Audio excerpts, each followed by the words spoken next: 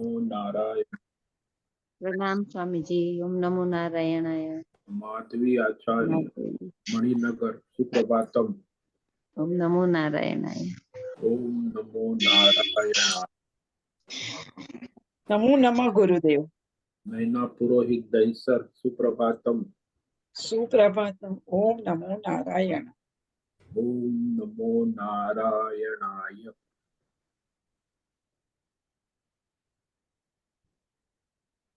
ओम नमो भगवते वासुदेवाय।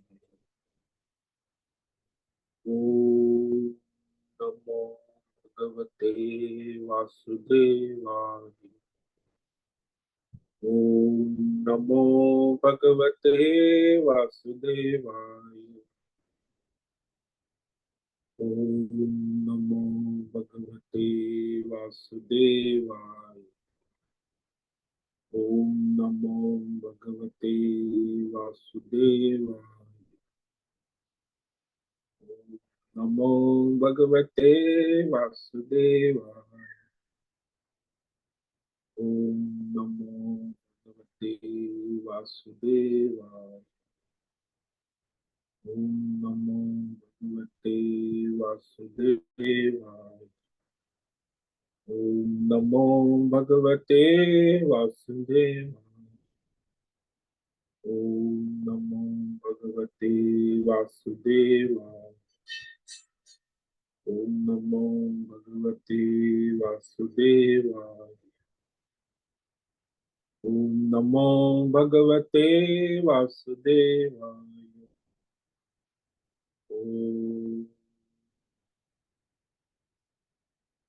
श्री परमात्मने नमो नमः। ओम गणपतये नमो नमः। ओम शं सरस्वत्यै नमो नमः। ओम गुरुभ्यो नमो नमः। ओम सहना भवतु, सहनौ भुनक्तु, सह वीर्यं करवावहै, तेजस्विनावधीतमस्तु मा विद्विषावहै। ओम शांति शांति शांति। सदाशिवसमारम्भां शंकराचार्यमध्यमाम् अस्मदाचार्यपर्यन्तां वन्दे गुरुपरम्पराम्। वन्दे गुरुपरम्पराम्। ओम पार्थाय प्रतिबोधितां भगवत नारायणेन स्वयं व्यासेन ग्रथितां पुराणं मध्ये महाभारत अद्वैतामृतवर्षिणीं भगवतीम् अष्टादशाध्यायिनीम् अम्ब त्वामनुसन्दधामि भगवद्गीते भवद्वेषिणीम् वसुदेवसुतं देवं कंसचाणूरमर्दनं देवकी परमानन्दं कृष्णं वन्दे जगद्गुरुं। नमस्ते परमं ब्रह्म सच्चिदानन्दरूपाय निर्गुणाय नमस्तुभ्यं। ओंकाराय नमो नमः। सर्वे दुर्गाणि तरन्तु, सर्वे भद्राणि पश्यन्तु, सर्वे सद्बुद्धिमाप्नोतु, सर्वे सर्वत्र नंदतु। ओम तत्सत।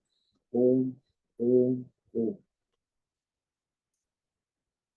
आप सभी ऑनलाइन नेटवर्क पर उपस्थित भगवद गीता श्रवण साधकों को आज प्रातः काल ऋषिकेश से हमारा अभिवादन, अभिनंदन, अभिवंदन। हरि ही ओम, हरि ही ओम, हरि ही ओम।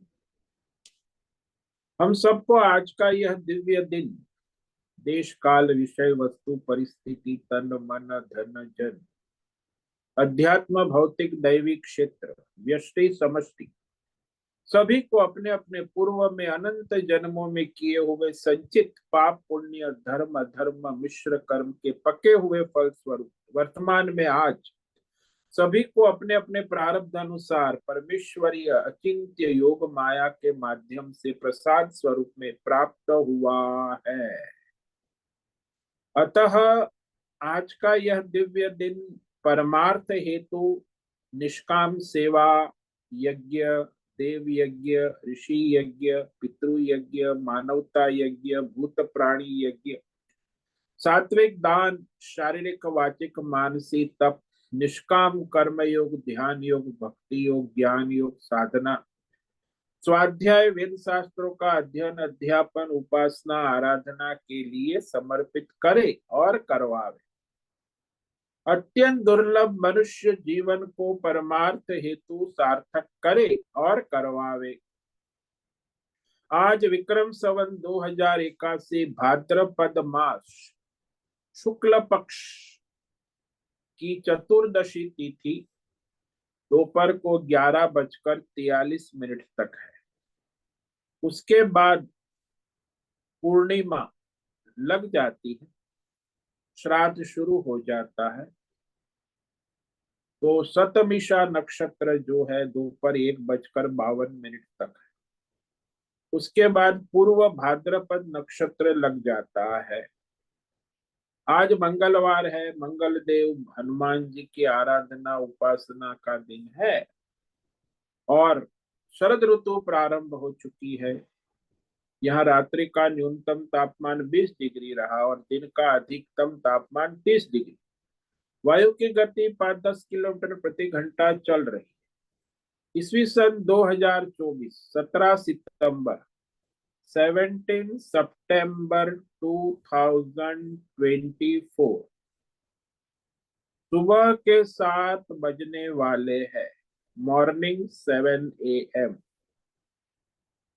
और ये जो समय है कलयुग का चल रहा है, 5125वां वर्ष और 7वां वैवस्वत मनवंतर श्वेत वराह कल ब्रह्मा जी का 26वां दिन और 51वां वर्ष अभी चल रहा है। तो ऐसे अनंत कोटि ब्रह्मा और ब्रह्मांडीय परमेश्वरी अचिंत्य योग माया में हमारा यह एक ब्रह्मांड, इस ब्रह्मांड में ये पृथ्वी लोक में समुद्र के ऊपर जम्बू द्वीप में विश्व का एकमात्र वैदिक राष्ट्र भारत में उत्तर हिमालय प्रांत में उत्तराखंड राज्य में टिहरी जिले में हिमालयन शिवालिक पर्वतमाला के अंतर्गत मणिकूट पर्वत के ऊपर नीलकंठ महादेव के सामने ऋषिकेश नगरी में मुनि की रेती प्रांत में शीशम जाड़ी में अवधूत बाड़ा आश्रम के सी ब्लॉक के पहले माले से 5 नंबर कमरे से गंगा किनारे से हम स्वामी उत्तमानंद सरस्वती भगवत गीता के आचार्य शिष्य स्वामी चिन्मयानंद सरस्वती महाराज चिन्मय मिशन कपिलाद्वैत वेद व्यास भगवत पाद शंकराचार्य की श्रृंगेरी संन्यास परंपरा से शिक्षित दीक्षित सनातन वैदिक भारतीय हिंदू धर्म अनुसार संपूर्ण भगवत गीता ज्ञान यज्ञ ऑनलाइन चैतन्यमय जीवन लाइव प्रसारण जूम यूट्यूब के अंतर्गत व्याख्यान माला में अध्याय 7 ईश्वरीय ज्ञान विज्ञान योग के श्लोक नंबर 25 पर संस्कृत एवं हिंदी में व्याख्यान करेंगे। दिव्य पवित्र सरल व्यावहारिक सटीक पूर्ण वर्ण अक्षर पद वाक्य पंक्ति श्लोक अध्यायों की संगति संधि अन्वय शब्दार्थ वाक्यार्थ भावार्थ रहस्यार्थ के यथार्थ तात्पर्य सहित वैदिक शास्त्र वेद व्यास साहित्य शंकर भाष्य एवं परंपरागत सन्यासी आचार्यों की टीका टिप्पणी सहित आज का यह भगवद गीता व्याख्यान करेंगे। कृपया आप सभी श्रद्धा भक्ति ध्यान से परिपूर्ण होकर के यह दिव्य श्रवण साधना करें। इसमें से कुछ ग्रहण करे, कुछ धारण करे, कुछ अपने जीवन में चरितार्थ करे और उसमें निरंतरता लाए। अपनी अपनी आध्यात्मिक भौतिक दैवी अशांति द्वंद्व मोह विक्षेपों से रहित होकर के अधार्मिक अशास्त्रीय परंपरागत भ्रम भ्रांतियों से रहित होकर के अपने अपने शरीर इंद्रिय प्राण मन वचन कर्म से एक रूप एकाग्र होकर के शुद्ध सात्विक सूक्ष्म भगवत विवेक बुद्धि करे। वेद शास्त्र आचार्य परंपरा अनुसार विवेक करे और करवावे। पुनः पुनः इस व्याख्यान का श्रवण करे, मनन करे, चिंतन करे, लेखन करे, चर्चा विचारणा करे, प्रचार प्रसार करे, लिंक भेजे, ग्रुप में शेयर करे, अपना और सबका परम कल्याण करे और करवावे। ओम तत्सत।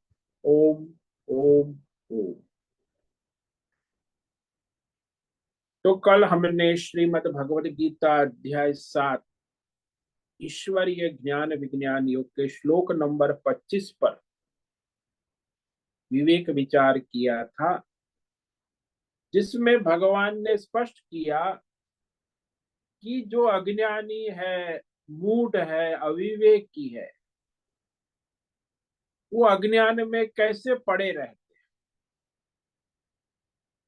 तो अज्ञान का निमित्त क्या है? तो भगवान ने उसके लिए शब्द कहा योग माया। ये योग माया से सारे जीव संसार के मोहित हो रहे हैं और उसी योग माया से ढके रहते, मोहित रहते, क्योंकि परमात्मा स्वयं कह रहे कि मैं इस योग माया से ढका हुआ रहता हूं, इसीलिए सबके सामने प्रकाशित नहीं होता हूं। इसीलिए जो योग माया से मोहित है, अज्ञान से भ्रमित है, तो वह परमात्मा को कभी पहचान ही नहीं सकते हैं। यही कह रहे भगवान, नाहं प्रकाश सर्वस्य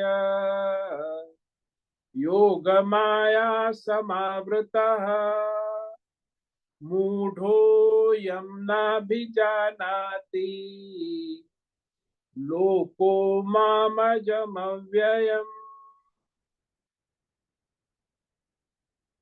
भगवान ने कहा योग माया समावृत, मैं अपनी ये त्रिगुणी योग माया और काल के चक्र से छिपा हुआ,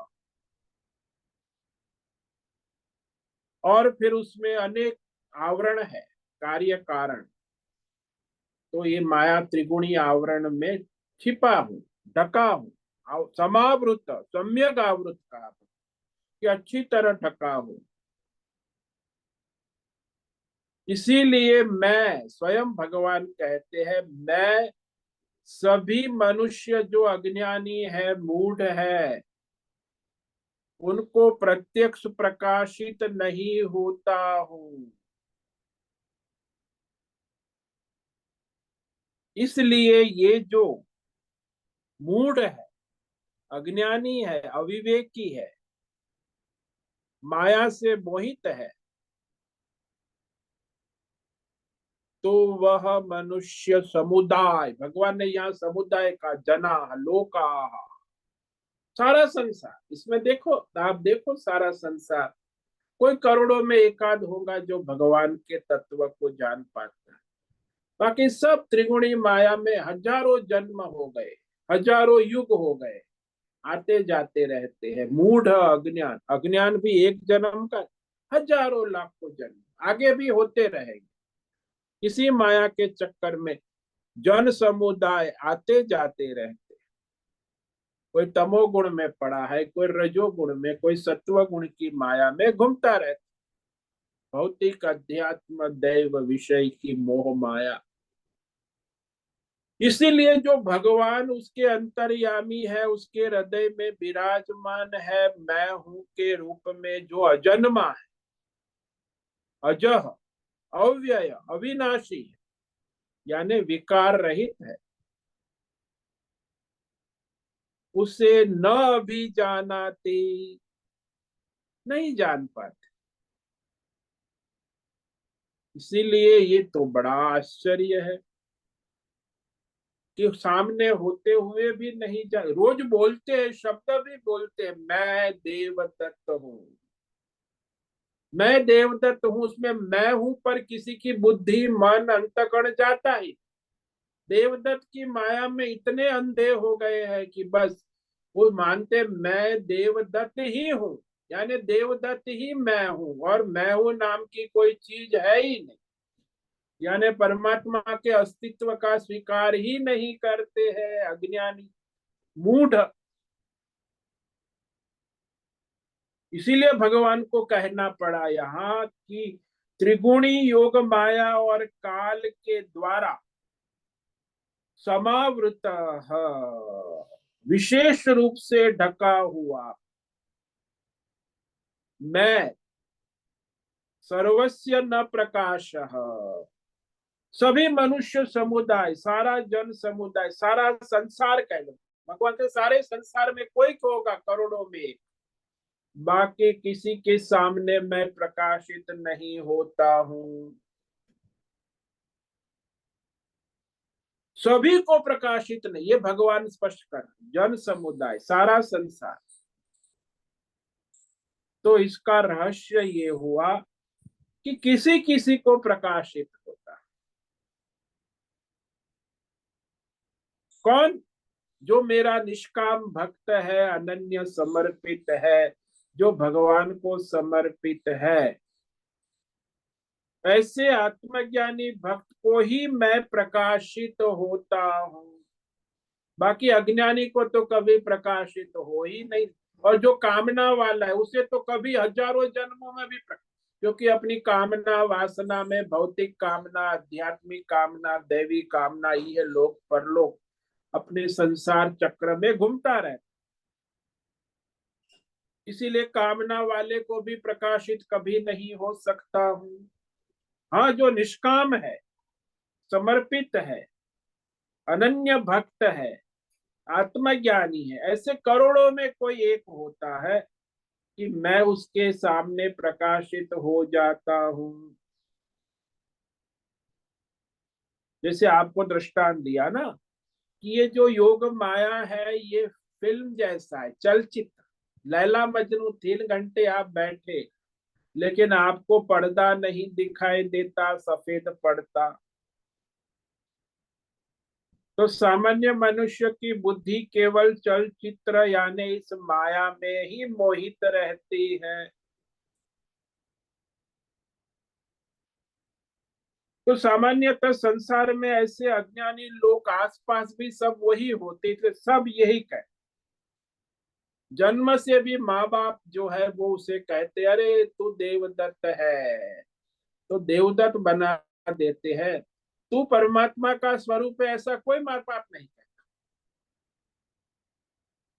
तू स्कूल जाएगा मेरा प्यारा बेटा, तू तो मेरा देवू है, देवदत्त, बड़ा होगा ये अरे इतने संस्कार पड़ जाते। यदि बचपन से उसे कहे कि तू ब्रह्म है, परमात्मा है, सच।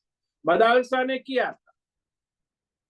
राजरानी थी मदालसा, राजा थे, तो बच्चों को यही सिखाती, अरे तू पूर्ण है, ब्रह्म है, तो बच्चे सारे विरक्त होकर चले जाते। जैसे ही 16 साल के होश संभालते, राजा ने परेशान, राजा ने कहा 6 बच्चे को तूने लंगोटी बंधा दी, अब मेरा राज कौन चलाएगा, मुझे राज संस्कार दे। तो मदालसा ने फिर 7वें पुत्र को राज संस्कार दी, तो राजा बना। कोई संस्कार ही नहीं, माँ बाप के बचपन में भी बस यही तू देव है, देवदत्त है, देवदत्त है। वो फिर उसकी बुद्धि में इतना पूर्व जन्म के भी संस्कार है, इस जन्म के और दृढ़ हो। फिर आसपास सब कहते तू देवदत्त, कोई नहीं कहते कि तुम परमात्मा स्वरूप। सत्संग में सुनता है, हाँ महाराज कह रहे हैं मैं परम, लेकिन कुछ पल्ले पड़ता ही नहीं। सत्संग सुनने से क्या फर्क। अरे सब लोग कह रहे हैं कि मैं देवदत्त हूँ और महाराज कहे लेकिन मैं परमात्मा स्वरूप। शास्त्र भगवान भी कह रहे गीता में, लेकिन वो उसकी बात बुद्धि में नहीं पड़ती, क्योंकि माया में मशगूल है ना। उन्हें फिर इस अच्छा बुरा उसी में लगा रहता है, धर्म अधर्म पाप पुण्य, वो बंटवारा करता रहता है। और सबके अपने अपने अच्छे बुरे होते हैं। वो चोर है, वो चोरी करना अच्छा मानता है। अच्छे बुरे का भी कोई नियम शास्त्र प्रमाण से ही निश्चित हो, लेकिन शास्त्र प्रमाण से कोई नहीं मानता। दुनिया में 90% लोग अच्छा बुरा अपनी बुद्धि से मानते हैं। केवल 10% लोग धर्म शास्त्र के अनुसार सत्य असत्य अच्छा बुरा विवेक करते हैं। बाकी 90% वो भी नहीं माने, मुझे अच्छा लगता है मैं करता। ये धर्म है, ये अधर्म है, तो उसका भी विवेक नहीं है। जो अच्छा लगता है, कोई चित्र बुरा लगता है। मनुष्य संसार में इसी द्वंद्व में जिंदगी पूरी हो जाती है। अच्छा लगता है बुरा हमें भी और दूसरों, अरे दूसरों को अच्छा लगेगा, मेरे परिवार वाले को अच्छा लगेगा, समाज को बुरा लगेगा, मैं कैसे कर सकता हूँ। तो फिर अपने खुद को अच्छा बुरा लगना और दूसरे समाज को व्यष्टि समझती, ये अच्छाई बुराई दोनों में व्यष्टि समझ उसी में पड़ा रहे। धर्म अधर्म अच्छाई बुराई सही गलत कोई नियम है ही नहीं।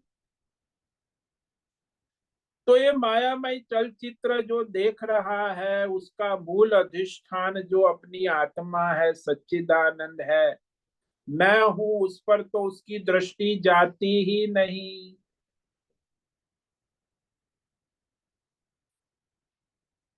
इतना मोहित हो चुका है, सम्मोहित।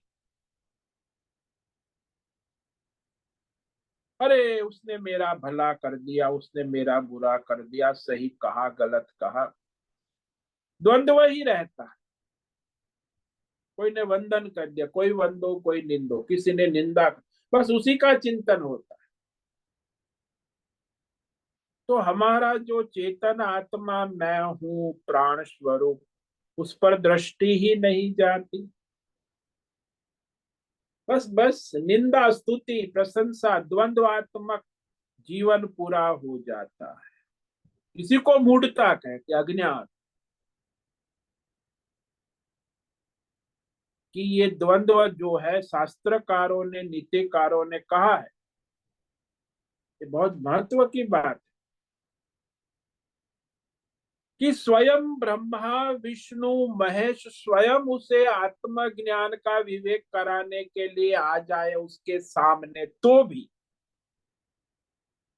स्वयं आ जाए तो भी ये मूढ़ अज्ञानी जो है उसे विवेक ज्ञान नहीं हो सकता है। नीतिकार शास्त्र में ये भी लिखा है कि स्वयं ब्रह्मा विष्णु महेश भी यदि उपदेश करे तो भी उसे ज्ञान नहीं हो सकता, मूढ़ है इतना।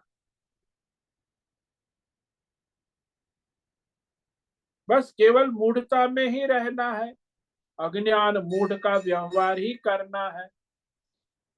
और अज्ञानी अविवेकी आग्रह बुद्धि है दृढ़, कि मैं जो सोचता हूं, मैं जो मानता हूं वो ठीक है, आप कौन कहने वाले। वो शराबी को कहो अरे शराब मैं पीता हूँ, ठीक है, आपको कौन कहने वाले। उसे भगवान भी आके समझाए कि शराब पीना ठीक नहीं है तो नहीं माने, मूढ़ है ना। यही मूढ़ता है, अज्ञानता है। तो उसकी वो मूढ़ता अज्ञानता उसे अपने वास्तविक स्वरूप को जानने नहीं देती। हालांकि मूल परमात्मा मैं हूं वहां उपस्थित,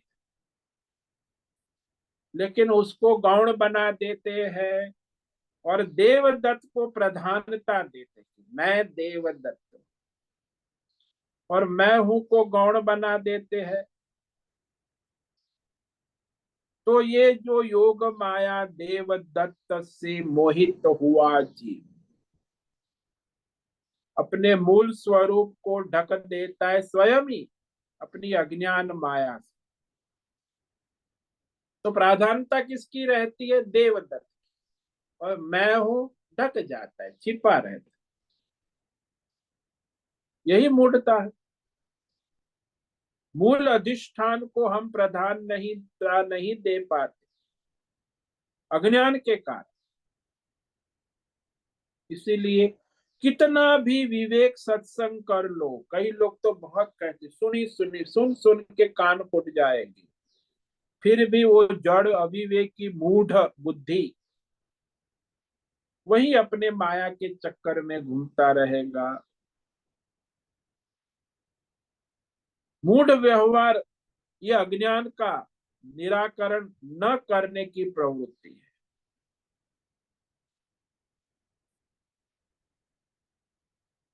वो तो बस विवेक ज्ञान की बात सुनता है, सुनने के लिए, बस करता कुछ नहीं, दृढ़ होने ही नहीं देती मूढ़ता। इसीलिए कहा कि जो मनुष्य अज्ञानी है, मूढ़ है, अविवेकी,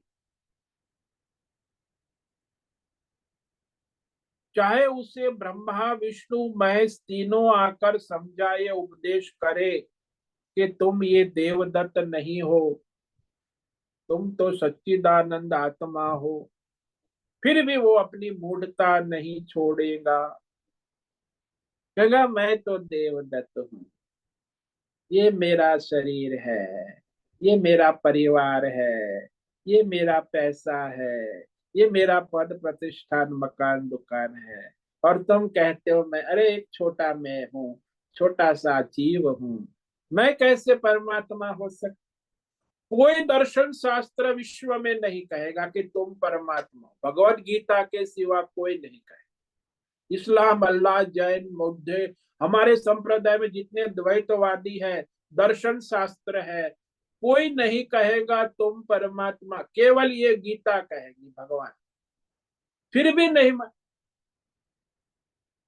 और कहीं दर्शन शास्त्र में कहीं कोई जीव को ही मानते कि परमात्मा का अंश है, जीव कभी परमात्मा हो ही नहीं। हमारे सनातन धर्म में भी 99% द्वैतवादी है, वो जीव को अंश मानते हैं, जीव को परमात्मा का स्वरूप तो स्वीकार ही नहीं कर। इतनी जड़ता है, ये भी योग माया, मैं जीव हूं, अंश। तो फिर वहां भगवान का उपदेश भी कहाँ काम करेगा। तो अज्ञानी मूढ़ता में मैं जीव हूं, वो ईश्वर है, मैं ईश्वर कैसे हो सकता हूं। इसमें हमारे शास्त्र में एक प्रसिद्ध दृष्टांत है। असुर राजा था, एक असुर राजा, जिसे असुरों का राजा विरोचन। अब ये असुरों का राजा विरोचन था, उसे परमार्थ ज्ञान की इच्छा हो गई, कई सत्संग सुना। तो विरोचन जो असुर राजा था, वो अपने मंत्री को कहा कि मैं तो अभी ब्रह्मा जी के पास जाता हूं और वहां रहूंगा, थोड़ा परमार्थ ज्ञान प्राप्त कर के आऊंगा। तो गया। विरोचन तो असुर है, असुरों का राजा। तो वहां चला गया, ब्रह्मा जी ने स्वागत किया, आइए, बोले आपको यहाँ रहना होगा, परमार्थ विद्या के लिए तप करना हो। तो वहां रहा। बोले तप में ब्रह्मचर्य, संयम, नियम सब करना होगा, इंद्रियों का, मन का, वाणी का, तब जाके आपको ज्ञान प्राप्त होगा। बोले ठीक है, मैं संयम करूंगा। उसने सम, मन का, इंद्रियों का संयम कर दिया,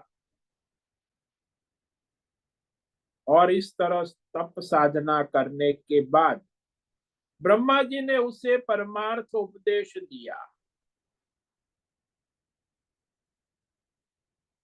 तो जब उपदेश मिला, उस समय उसकी बुद्धि में क्या चल रहा था। बुद्धि में, अंतकरण में ये चल रहा था कि मैं इतने साल से यहाँ तपस्या कर रहा हूँ, मेरा असुर राज्य मंत्री के हवाले है, राज्य की व्यवस्था कैसे चलती होगी, या किसी दूसरे राजा ने आक्रमण तो नहीं कर दिया होगा, मेरे राज्य का कब्जा कर लिया होगा, राज्य के बारे में सोच। यहाँ भगवान उसे कहते तुम ब्रह्म हो, परमात्मा हो, सच्चिदानंद आत्मा हो, लेकिन उसकी बुद्धि में वो मेरा राज्य की व्यवस्था।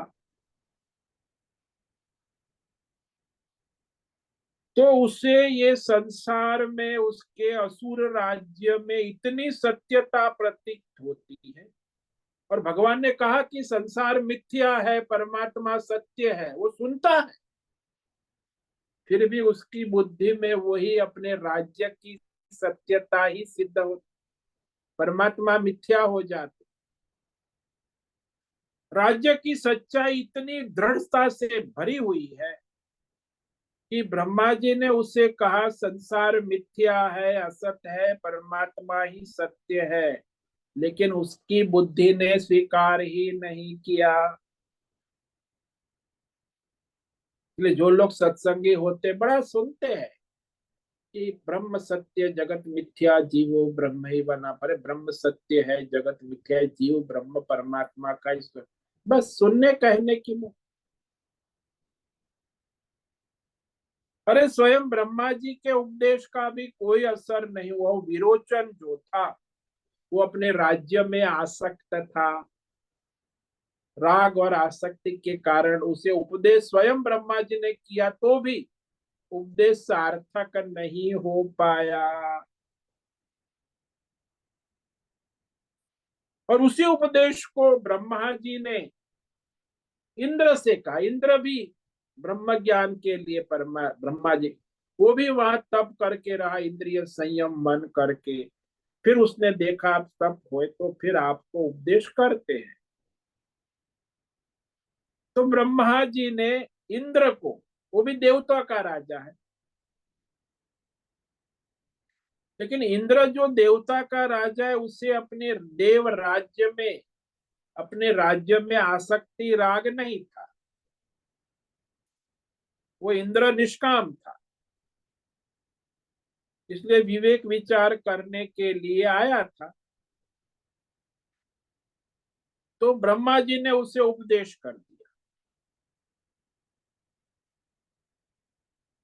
वो उपदेश सुनकर चला गया, फिर आया वापस कि ब्रह्मा जी आपने जो मुझे परमार्थ उपदेश किया मेरी समझ में ठीक से नहीं आया। ब्रह्मा जी ने उससे कई बार, बार बार, 10 बार पुनरावृत्ति करके समझाया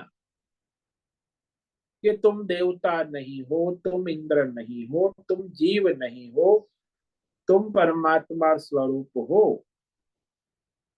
तो गहराई से ध्यान करो, चिंतन करो, मनन करो, इंद्र की उपाधि को छोड़ दो और अपने परमात्मा के स्वरूप को धारण करो।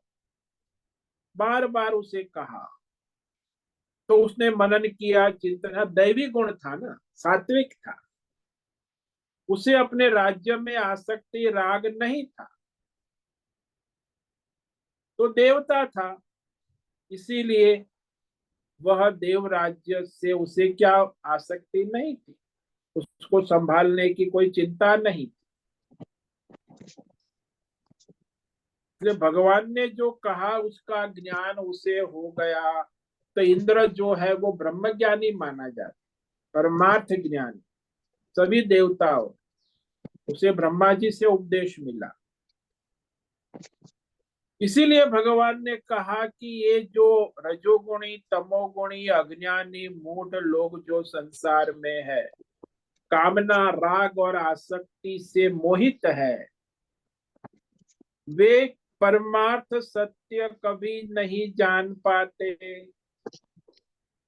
क्योंकि वो माया मोह माया से मोहित भ्रांत हुए हैं, द्वंद्व में है, राग द्वेष काम क्रोध लोभ मोह। अब ऐसी स्थिति में वो सत्संग सुनते तो है लेकिन वो सारा व्यर्थ चला जाता है। यही अद्भुत है, भगवान की माया है। कहते हैं सब राग आसक्ति मुझे नहीं है, ये भी एक बड़ा मनुष्य संसारी लोग कई बार हमको भी, महाराज अब मुझे कोई राग है, बस परमात्मा का भजन कर। लेकिन एक बात है, क्या है, डायबिटीज हाई रहता है, बीपी पे बड़बड़ काबू में नहीं है, किडनी तो ठीक से काम नहीं कर रही, डायलिसिस चल रहा है, लेकिन अब मुझे कोई चिंता नहीं, बस भगवान का भजन। लेकिन ये कुछ ठीक हो जाए तो अच्छा है, अच्छी तरह मैं भगवान का भजन। अभी कुछ दिन पहले एक महात्मा ने मुझे कहा कि यदि मैं स्वस्थ हो जाऊंगा, ठीक हो जाऊंगा, तो मैं भगवान का भजन अच्छी तरह कर पाऊं, तो ऐसा कोई आशीर्वाद दो मुझे। वो महात्मा मेरे पास आके अरे भाई, तू आत्मा है, शरीर की आसक्ति और भगवान का भजन ये कैसे होगा? मैं अच्छा रहूं, स्वस्थ रहूं, मैं 100 साल जीऊं, ऐसा आशीर्वाद दो तो मैं भगवान का भजन कर सकता। अरे भाई, तू देह को पकड़ के बैठा है और भगवान का भजन 100 साल करना चाहता है। मूर्ख, देहासक्ति। तो ऐसे साधु लोग भी जो है बहुत आसक्ति। तो संसारी की तो बात ही क्या है। तो ये जो मोहित भ्रांत हुए हैं, वास्तव में जो परमात्मा का अनन्य भक्त निष्काम समर्पित होगा, वो इस योग माया की चिंता करेगा ही नहीं। तो मोह माया से असंग होगा, क्यों? भगवान का भरोसा है, उसे भगवान है बस। वो क्यों चिंता करेगा? जैसे 1 साल का बालक है, उसे अपने माता की गोद में मस्ती आनंद आ रहा है, वो किसकी चिंता करेगा? अरे माता है, गोद में मस्त खेलेगा, खाएगा, पिएगा, दूध पिएगा, नाचेगा, कूदेगा, रोएगा, हंसेगा, खेलेगा। वो 1 साल के बच्चे को अपनी माता की गोद में कोई चिंता नहीं रहती। ऐसे जो अनन्य भक्त होता है, समर्पित निष्काम भक्त, वही अपने संसार की व्यष्टि समष्टि चिंताओं से रहित होकर भगवान का भजन कर सकते हैं। तो अनन्य भक्त और निष्काम भक्त तो भगवान का भजन कर सकते, वो भगवान की तरफ जाते हैं। बाकी तो राग द्वेष काम क्रोध में ही पड़े रहे। वास्तव में जो भगवान का अनन्य भक्त होगा, उससे जीव जगत देवी देवता व्यष्टि समष्टि की कोई चिंता नहीं रहती है।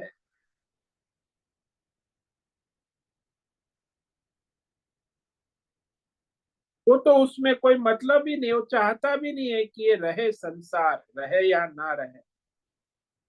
जीव जगत देवी देवता में रहना चाहता नहीं, फिर भी रहना पड़ता है, प्रारब्ध है ना। तो वह मूल अधिष्ठान परमात्मा का भक्त है, अनन्य भक्त। इसीलिए इस योग माया त्रिगुणी माया का निराकरण करने में प्रवृत्त होता है। वो अनन्य भक्त है, निष्काम भक्त है, वो माया को हटाने के लिए प्रयत्नशील होता है। क्योंकि ये जो योग माया भगवान ने कहा, वह जीव को मोहित करती ही रहती, लेकिन उसको एक भक्त है ना, अनन्य समर्पित निष्काम योगी है। इसीलिए उससे ये योग माया कैसे चलेगी, संसार का क्या होगा, मेरा क्या होगा, ये परिवार का क्या होगा, ऐसी कोई भ्रांति नहीं हो। अरे चले ना, जो असत है, मिथ्या है, चले ना चले, उससे तुम्हें क्या लेना? जो असत्य है, मिथ्या है। मानो कि आपको रास्ते में से 500 की असत नोट मिल गई, खेलने की, बच्चों की चोट। अभी वो चलेंगी कि नहीं चलेंगी, सोचने का क्या मतलब है? मिथ्या नोट है। अब संसार मिथ्या है, असत है, चले ना चले, उससे तुम्हें क्या मतलब? जीव भी मिथ्या है, असत है, माया में है, वो चले ना चले, तुम्हें क्या मतलब? तुम्हें तो परमात्मा से, तो परमात्मा के साथ जुड़े रहना। जो जुड़ जाता है, निष्काम समर्पित हो जाते, वो इस माया कैसे चलेगी ये चिंता नहीं कर, न अपनी न संसार की। लेकिन जो अज्ञानी है, माया से मोहित है, वो तो हमेशा चिंता, मीडिया में, अखबार में, अरे अब तो संसार नाश हो जाएगा, तो मेरा क्या होगा, संसार का क्या, बड़ी चिंता होती, मीडिया वाले को भी बड़ी चिंता। तो सारे संसार में सभी व्यष्टि समष्टि चिंता में चिंतन करते रहे। चिंता का चिंतन कर, परमात्मा का चिंतन नहीं। संसार की चिंता, अपनी चिंता, चिंतन उसी का हो,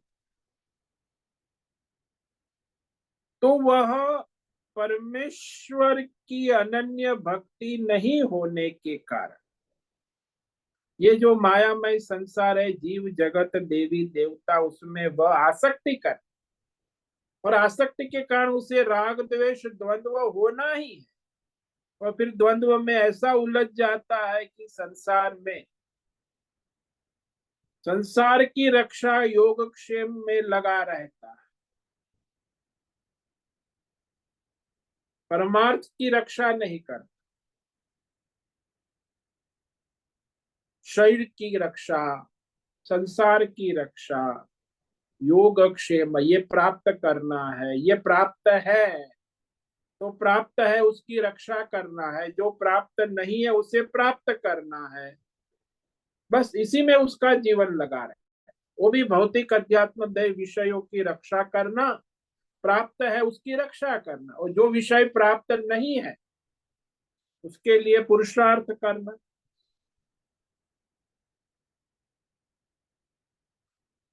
तो ऐसे ये दो प्रकार की प्रवृत्ति होती है, योगक्षेम, प्राप्त की रक्षा, और अप्राप्त की प्राप्ति, योगक्षेम।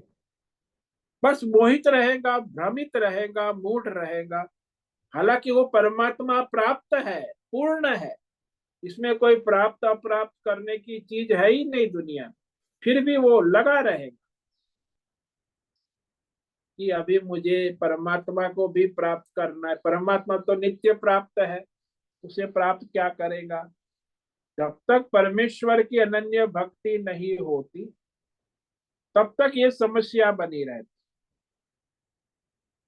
तो ये त्रिगुणी माया को बाध करने में सबसे बड़ी जो बाधा है, ये अविवेक है, अज्ञान है, राग द्वेष है, द्वंद्व है, इसी को मूढ़ता कहा। भगवान ने स्पष्ट कहा यहाँ कि मूढ़ अज्ञानी अविवेकी जो है, न अभिजानाति, अभिजान अभिज्ञा, जान नहीं सकते, क्योंकि उनकी बुद्धि मोहित हो चुकी है।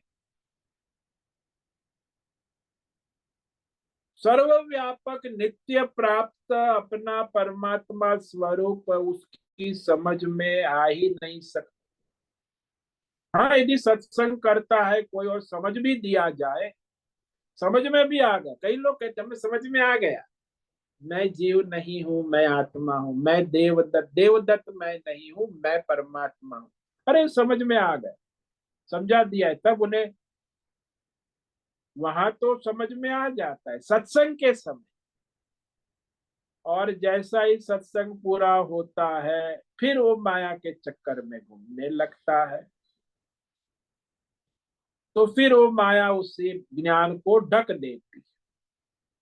तो ये त्रिगुणी माया का व्यवहार वह इतना दृढ़ हो गया है कि परमात्मा स्वरूप के ज्ञान को भूल जाते एक क्षण में। अभी सत्संग होगा, आप लोग भी सुना, अभी आपको ज्ञान हुआ, फिर आप थोड़ी देर में भूल जाएंगे, सत्संग पूरा हुआ, फिर अपना हा हा हो हे हो। तो उसी मोह माया के चक्कर में बुद्धि भ्रमित हो जाती। तो थोड़ी देर के लिए सत्संग में तो समझ में आ जाता है, सत्संग करते समय समझ में आ जाता है, लेकिन वह समझ फिर ढक जाती, माया फिर अपना आप काम करने लगती। तो विवेक बुद्धि नहीं होती। माम अजम अव्ययम, ये सुनते हैं कि परमात्मा मैं हूँ, वो मैं अजन्मा हूँ, मैं अमर हूँ, मैं अविचक्त हूँ, चिदानंद रूप शिवोहम शिव, सुनने में भी उसे अच्छा, बड़ी मजा आती, सुनता भी है, बड़े भजन सुनता है कि मैं आत्मा हूँ, मैं सच्ची, लेकिन सुनता है तब तक तो उसे मौज आती है, जैसे ही कैसेट बंद हुई, सत्संग पूरा हुआ, फिर वो माया के चक्कर, अरे आज तो ये हो गया, घाटा हो गया, नुकसान हो गया, आज तो मेरे पेट में दर्द हो गया, अभी डॉक्टर के पास, कौन सा बढ़िया डॉक्टर है, बस फिर शुरू हो गई। अब कहाँ गया चिदानंद रूप शिवोहम शिवोहम।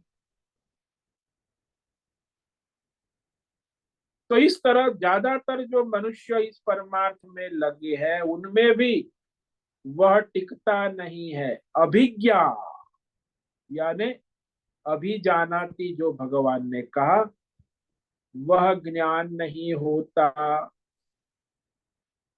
टिकता नहीं होता तो है। माम अजम अव्ययम, ये याद नहीं आता। सत्संग में याद रहता है, सत्संग के समय भजन सुनते समय भी याद आता है, लेकिन फिर वो अपनी जीव भाव में आ जाता है। तो विवेक विचार करो तो सारे जो भौतिक अध्यात्म दैव व्यवहार है, आप जो देख कर रहे हो सुबह से शाम, ये सारे व्यवहार का मूल कारण मनुष्य जन्म को लेकर ही है। ये स्थूल सूक्ष्म शरीर के साथ तादात्म्य संबंध होना ही जन्म है। यदि आप अपने स्थूल सूक्ष्म शरीर के साथ तादात्म्य छोड़ देते तो आप परमात्मा हो। लेकिन वो तादात्म्य संबंध हमेशा जन्म उसी के साथ होता। तो स्थूल सूक्ष्म शरीर के साथ जो संबंध होना ही जन्म है। और आजकल उसी को महत्व, हैप्पी बर्थडे, मेरा जन्म हुआ, मतलब मैं ये शरीर हूं, ये मेरा है, तो स्थूल सूक्ष्म शरीर से संबंध वाला हूं। तो ऐसा जन्म से उसे संस्कार बन जाते। फिर उसे कहे कि मैं अजन्मा आत्मा हूं, ऐसा मेरा शरीर से संबंध हुआ नहीं है, मैं जन्म रहित हूं, मैं सच्चिदानंद हूं। किंतु ये मनुष्य जन्म का भ्रम इतना दृढ़ है। आपको कोई कहे कि आप मनुष्य नहीं हो, आप परमात्मा स्वरूप हो, तो आप स्वीकार ही नहीं। वो कोई अंगूठी को कहो कि अरे अंगूठी, तू अंगूठी नहीं है, तू तो सुवर्ण तत्व है, तेरी चमक जो है वो सुवर्ण की है, अंगूठी की नहीं है। वो कहे नहीं मैं अंगूठी हूँ, हजारों साल से अंगूठी थी, और तो वो सुवर्ण तत्व हूँ, उससे स्वीकार ही नहीं करे। ऐसे ये मैं मनुष्य हूँ, स्त्री हूँ, पुरुष हूँ, अरे मैं आत्मा कैसे हो सकता हूँ, बुद्धि स्वीकार ही नहीं करती। हाँ, सत्संग में ऐसे लगता है कि यार बाबा जी कह रहे हैं, गीता में भगवान कह रहे हैं, लेकिन वो केवल सुनने की बात है। तो जितने भी व्यवहार है, सारे संसार के व्यवहार का मूल बीज स्थूल सूक्ष्म शरीर के साथ तादात्म्य है, संबंध है, आसक्ति है कि मैं ये शरीर हूं, देवदत्त हूं। इसी संबंध के कारण सारे संसार में जितनी भी कामना है, भौतिक सब इसी की आसक्ति के कारण, ये मैं हूं, ये मेरा है। क्या? ये स्थूल शरीर, ये सूक्ष्म शरीर, ये देवदत्त मैं हूं, ये देवदत्त मेरा है।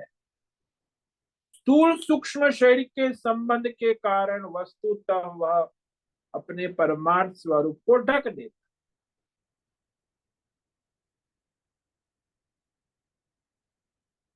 तो संबंध वाला हुआ किसके साथ? स्थूल सूक्ष्म शरीर के साथ।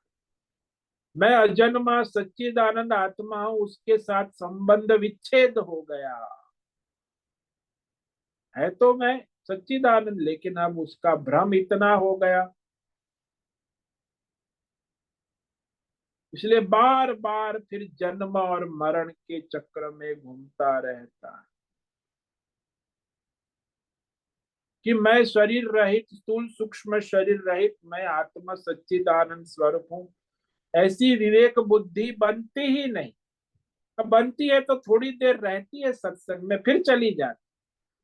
तो इस प्रकार वो मैं स्थूल सूक्ष्म शरीर ही हूँ, बार बार जन्मने वाला, मरने वाला। तो मैं हूं जो चैतन्य आत्मा परमात्मा तत्व के बारे में सुनता तो है, लेकिन जब जब स्थूल सूक्ष्म शरीर का संबंध आता है तो उसके व्यवहार में वह लग जाता है। और वो सारे व्यवहार जो आपके जन्म से मरण तक, सुबह से शाम तक है, वो ये स्थूल सूक्ष्म शरीर से संबंध को लेकर ही सारे के सारे भौतिक अध्यात्म दैव व्यवहारों का प्रारंभ बनता है। नहीं तो प्रारंभ हो ही नहीं। जब मैं स्थूल सूक्ष्म शरीर हो ही नहीं तो मुझे व्यवहार कहां से रहे?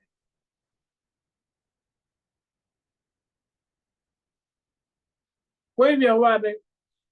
जैसे कोई मर गया तो मर गया तो उसका स्थूल शरीर यहाँ पड़ा है, कोई संबंध नहीं है। सूक्ष्म शरीर निकल गया परमात्मा प्राण के साथ, अब उसका क्या संबंध है? लेकिन वहां उसकी आत्मा से संबंध नहीं है।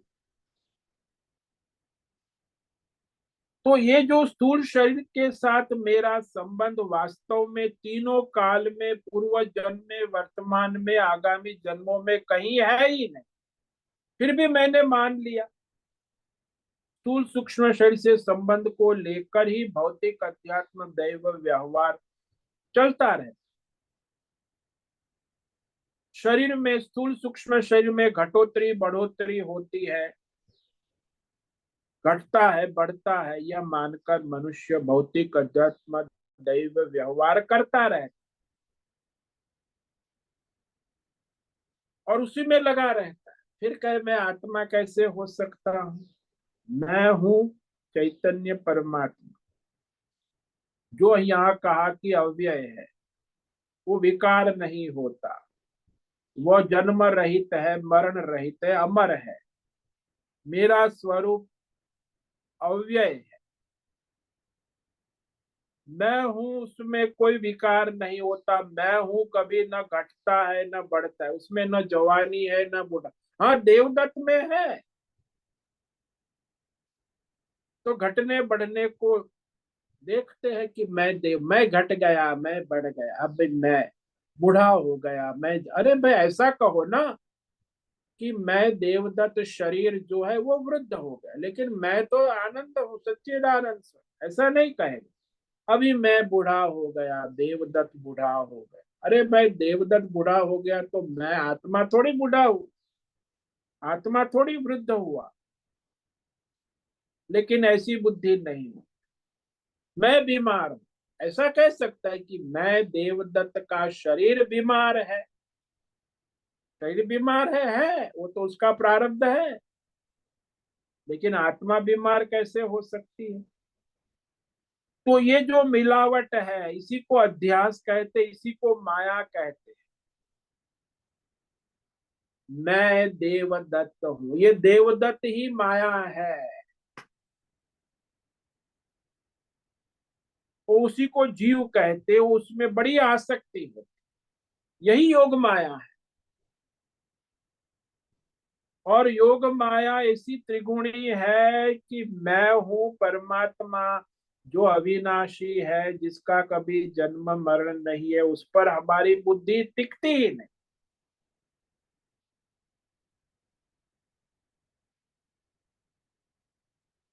तो जो जन्म वाला है, विकारी है, वो शरीर है, स्थूल सूक्ष्म शरीर है, माया है।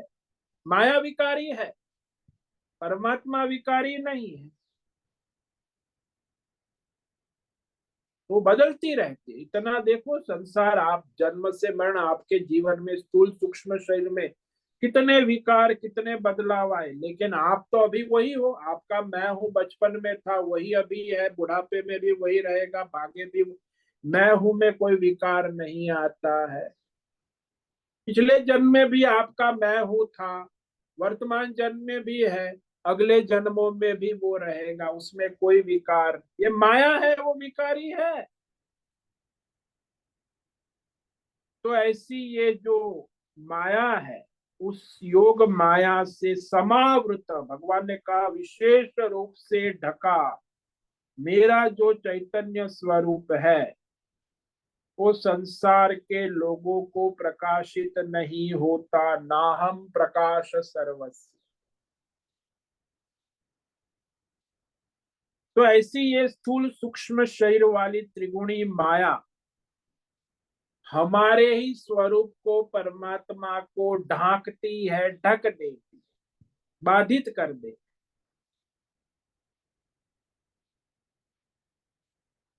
और उनके जो परमार्थ ज्ञान को बाधित कर सकती है, बोले नहीं कर सकती।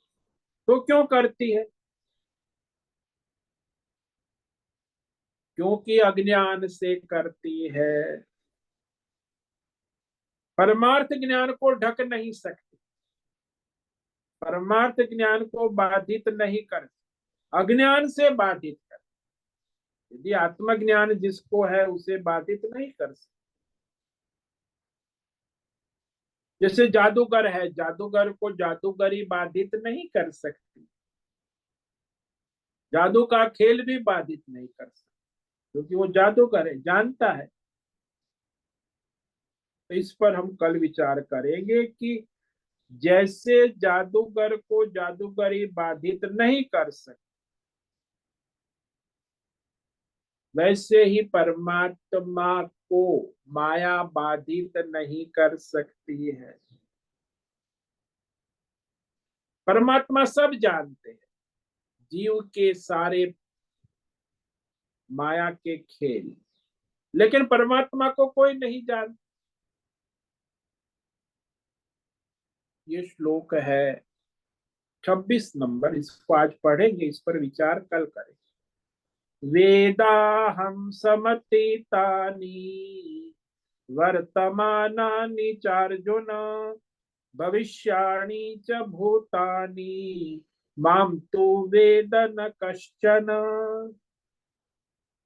भूतकाल, वर्तमान काल, भविष्य काल, सभी पंच महाभूत, जीव जगत, देवी देवता, व्यष्टि समष्टि, भौतिक, अध्यात्म, दैव, सभी काल को मैं जानता, सभी लोग को, परंतु वे कोई भी मुझे नहीं जान पाते हैं।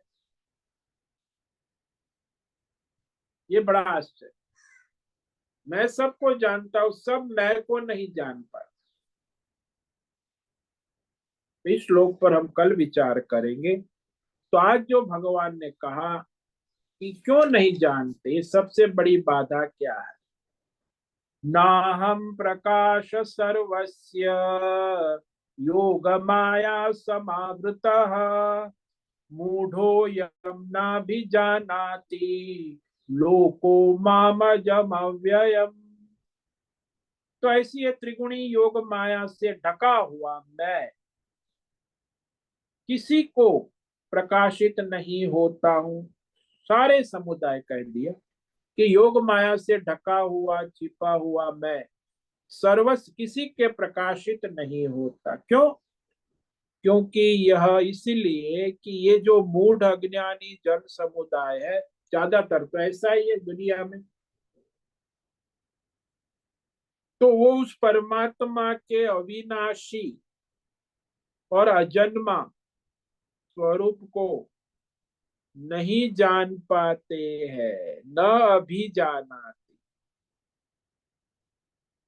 ओम नमो नारायणाय, ओम नमो नारायणाय, ओम नमो नारायणाय, ओम नमो नारायणाय, ओम नमो नारायणाय।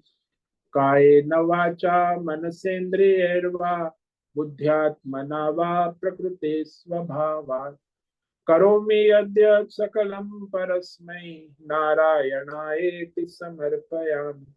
ओम सर्वे भवन्तु सुखिनः, सर्वे सन्तु निरामयाः, सर्वे भद्राणि पश्यन्तु, मा कश्चित् दुःखमाप्नुयात्। अस्तु मा सद्गमय, तमसो मा ज्योतिर्गमय, मृत्योर्मा मृतंगमय। ओम पूर्णमद पूर्णमिदं पूर्णात् पूर्णमुदच्यते पूर्णस्य पूर्णमादाय पूर्णमेवावशिष्यते। ओम शांति शांति शांति। शंकरं शंकराचार्यं केशवं बादरायणं सूत्र भाष्य कृतौ वंदे भगवन्तौ पुनः पुनः। ईश्वरो गुरुरात्मेति मूर्ति भेद विभाग व्योमवत् व्याप्त देहाय दक्षिणामूर्तये नमो नमः। ओम गुं गुरुभ्यो नमो नमः। ओम तत्सत् ब्रह्मार्पणमस्तु। ओम ओम ओम।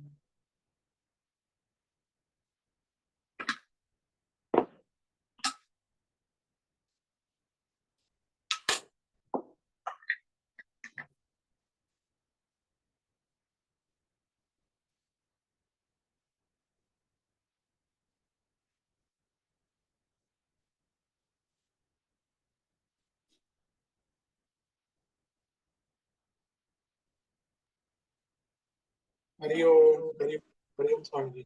हाँ बोलो भद्रेश। स्वामी जी, ये जीव की जो मूढ़ता है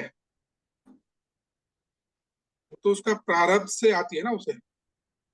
हाँ पिछले जन्मों के संचित संस्कार है तो अनादि काल से चली आ रही, इस जन्म की थोड़ी है। तो अनेक जन्मों के जो उसके संस्कार है मूढ़ता सं... का, हाँ जी। वो संस्कार हर जन्म के बाद वो दृढ़ ही होता रहता है उसमें से। हाँ वो तो दृढ़ ही होता रहे जब तक वो परमार्थ नहीं करेगा। तो वो उसमें से उसको एक रास्ता तो एक है ना, पुरुषार्थ करे।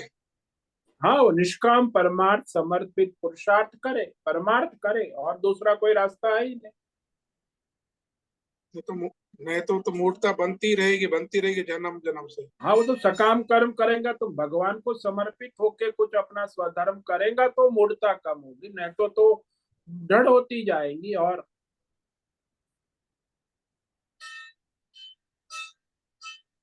इसीलिए तो निष्काम कर्म योग भगवान अर्जुन को, तो अर्जुन निष्काम कर्म कर, इससे तेरी ये मोह मिट जाए, नहीं तो उसी में पड़ा रहे। हाँ, मोह का दूसरा नाम मूढ़ता है। हाँ वही मूढ़ता कहो, मोह कहो, अज्ञान कहो, भ्रम कहो, भ्रांति, ये सब पर्यायवाची। तो इसमें मूल तो है ना, मैं जीव हूँ, ये मूल मूढ़ता है। हाँ वही अज्ञान है, मूढ़ता है। और कोई नहीं मानता, केवल भगवत गीता ही कहती है कि मैं परमात्मा हूँ। हमारे सनातन धर्म में भी कोई नहीं मानता, सब कहते जीव है, अंश है, मैं जीव, यही मूढ़ता है सारे संप्रदाय वाले। केवल शंकराचार्य ही कहते हैं कि मैं आत्मा हूँ, और कोई स्वीकार भी नहीं करता। और संप्रदाय वाले भी कोई कोई दर्शन शास्त्र स्वीकार नहीं। मुसलमान को कहो, कोई कहे मैं अल्लाह हूं, तो कोई मार देंगे उसको, गला काट देंगे, अरे तू अल्लाह कैसे हो सकता।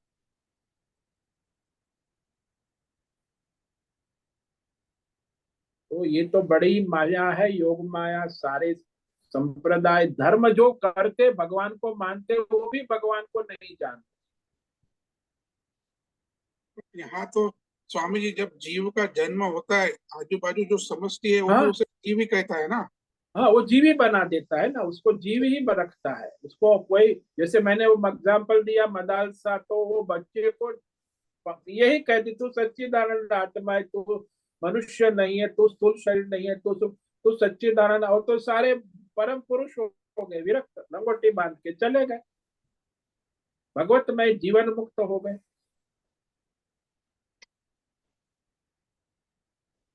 अब उसके संचित संस्कार जो है वो वर्तमान में होते, उसके ऊपर ये परमार्थ के संस्कार को दृढ़ करना, ये बड़ी बात है ना। वो नहीं हो पाते। क्योंकि व्यष्टि एंड समष्टि दोनों स्तर पे हाँ मैं जीव हूँ, उसी का ही स्थापन होता है। हाँ उसी की दृढ़ता होती है। कभी वो मैं आत्मा सत्संग में सुनता है बस, हाँ अच्छा लगता है, बाकी तो कहीं उसको मिलता ही नहीं है कि मैं आत्मा हूँ। लेकिन उस स्थिति में आने के लिए तो पुरुषार्थ ही करना पड़ेगा ना, धर्मात्मा से लेके कर्म योगी, हाँ ध्यान योगी, भक्ति हाँ योगी, वही ज्ञान योगी, पूरा वही पुरुषार्थ पुरुष। में ही उसकी स्थिति बनेगी। हाँ वो मोक्ष पुरुषार्थ में ही उसकी स्थिति बनेगी। वो भी परमार्थ निष्काम पुरुषार्थ, सकाम से कभी नहीं बनेगी। ईश्वर समर्पित अनन्य भक्ति भाव से परमार्थ अपना स्वधर्म करेगा, तब बनेगी। यानी और कोई रास्ता ही नहीं।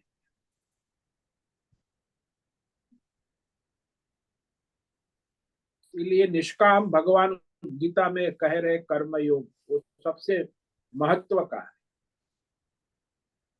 अनन्य भक्ति समर्पित होकर अपना स्वधर्म परमात्मा के लिए करे, प्रारब्ध के अनुसार जो है वो नया न करे, ये करे वो करे फिर माया के चक्कर में चले। जो है वो ही सामने प्रारब्ध है, उसमें उस ईश्वर को समर्पित भाव से उसे करे, पुरुषार्थ करे, ईश्वर के लिए करे, नहीं कि जीव जगत देवी देवता के चक्कर में ना पड़े। जो भी करना है सब ईश्वर के लिए करे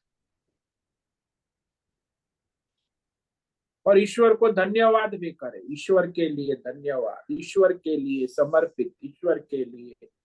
तो ऐसे ईश्वर में समर्पित बुद्धि हो तब वो निष्काम योग होगा।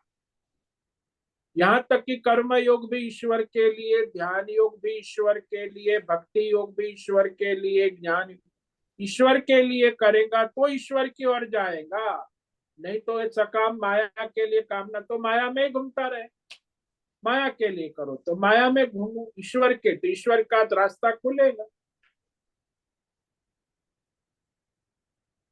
तो चॉइस है प्रत्येक क्षण सभी मनुष्य, ईश्वर के लिए करना है कि माया के लिए।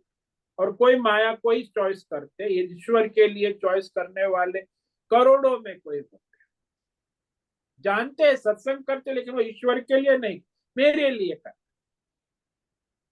जीव के लिए करना है, जगत के लिए। ईश्वर के लिए कुछ करना नहीं, जीव के लिए, जगत के लिए, देवी देवता के लिए बहुत करेगा, लेकिन ईश्वर, क्योंकि कामना वहां पूरी होती है ना। तो कामना वाला जीव जगत देवी देवता में लगा रहे, ईश्वर के लिए नहीं उसके पास समय है, एक क्षण का समय नहीं इसके लिए है। जीव के लिए, जगत के लिए, देवी देव, लेकिन ईश्वर के लिए समय नहीं। ये है माया का। हाँ स्वामी, क्लियर हुआ। बहुत बहुत धन्यवाद। ओम नमो नारायणाय। ओम नमो नारायणाय। ओम नमो नारायणाय स्वामी जी। हाँ बोलो राजेश। अ, भद्रेश भाई ने जो प्रश्न पूछा और आपने उसका जो निराकरण किया ना, उससे ही निगड़ित मेरा एक छोटा सा क्वेश्चन है कि तो माया का जो महत्व है वो खाली एक साधन के रूप में है। साधन भी नहीं है, मिथ्या है, असत है, बस प्रारब्ध है। तो थोड़ा जो करना है कर लो, बाकी उसमें ज्यादा उलझने की जरूरत नहीं है, कोई प्रयोजन नहीं। वो तो प्रारब्ध है, इसीलिए आपको अपना शरीर निर्वाह जो प्रारब्ध है वो करना है, बाकी वो भी मिथ्या समझ के, असत है, सत्य नहीं, इसलिए कोई प्रयोजन नहीं। मिथ्या है उसका क्या प्रयोजन। हाँ प्रारब्ध है, शरीर है, संसार है, तो जो अपना प्रारब्ध है वो ईश्वर समर्पित भाव से कर लो, और क्या। तो शरीर की उपयुक्तता सिर्फ ये जो भी अपना संकल्प है वो साध्य करने के लिए है। परमार्थ के लिए है, शरीर ये मिला है, शरीर तो बाकी जो उसका प्रारब्ध है उस अनुसार वो चलेगा, उसको महत्व ना दे, देवदत्त को महत्व ना दे, मैं हूं आत्मा को महत्व दे। जी सर। देवदत्त ही तो स्थूल सूक्ष्म शरीर है ना, हम्म। वो तो माया है। अब माया को पकड़ के रखोगे, माया को वो संभाल नहीं पाएगी, वो तो खत्म होने वाली है, नष्ट होगी। हम्म। वो नित्य भी नहीं है, बदलती है आपके सामने रोज।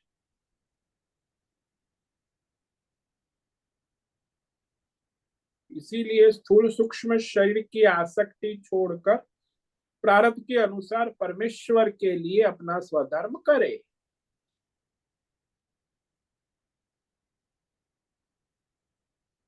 जी स्वामी जी, धन्यवाद स्वामी। ओम ओम नमो नमो नारायण। ओम नमो नारायण।